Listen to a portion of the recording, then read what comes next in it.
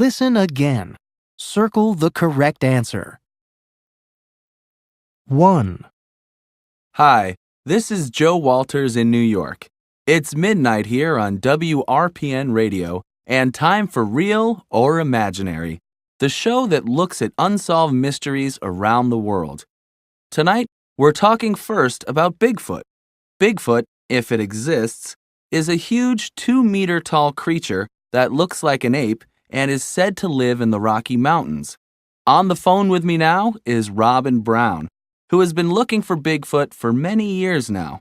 Hello, Robin. Hi, Joe. Robin, tell me, how long have you been looking for Bigfoot? For about 20 years. And tell me, honestly, have you ever seen him? No, I haven't. But I have seen some huge footprints which could have been made by Bigfoot. How can you be sure? Because they're so big, they couldn't have been made by another animal or by a person. They're enormous. When did you see them? Oh, I've seen them lots of times. Really? When was the last time? Just a few weeks ago. They were in the snow not too far from the entrance of the national park. Wow! Can you send us a photo of them? Well, no.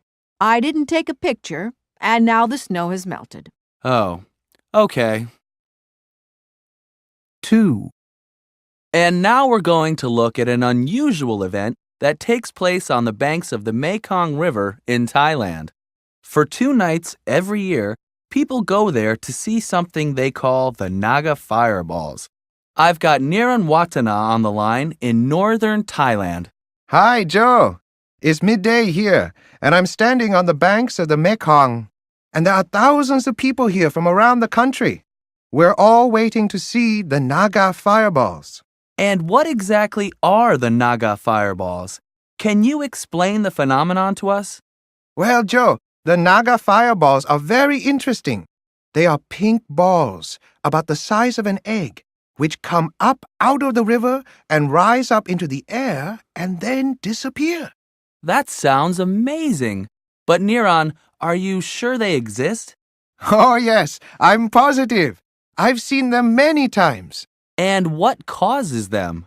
Well, that's the question. Buddhists believe that they come from a serpent spirit called Naga. But there's also a scientific explanation for them. And what's that? Well, at this time of the year, there are a lot of dying plants at the bottom of the river. They release natural gases as the sun beats down on the river. At night, these gases come to the surface of the river and rise into the air because of the gravitational pull of the moon. That's so interesting.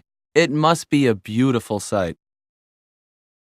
3, And finally, we have a call from Ryan Murphy in Scotland. Ryan, where are you exactly? Well, Joe, it's early morning here in Scotland, and I'm standing next to Loch Ness, probably the most famous lake in the world, and the home of Nessie, the Loch Ness Monster. Now, I know a lot of people are skeptical, but I've seen the monster and can confirm it exists.